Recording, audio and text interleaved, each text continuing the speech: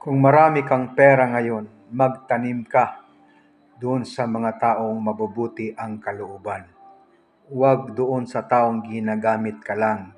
Isipin mo, ang buhay ay parang gulong.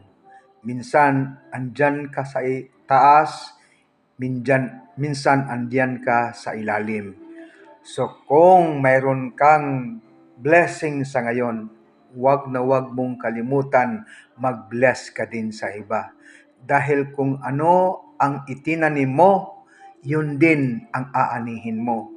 Kung magtatanim ka ng maliit, aani ka din ng maliit. Kung nagtatanim ka ng marami, aani ka din ng marami. Basta ang isipin mo, ang buhay ay parang gulong ng buhay.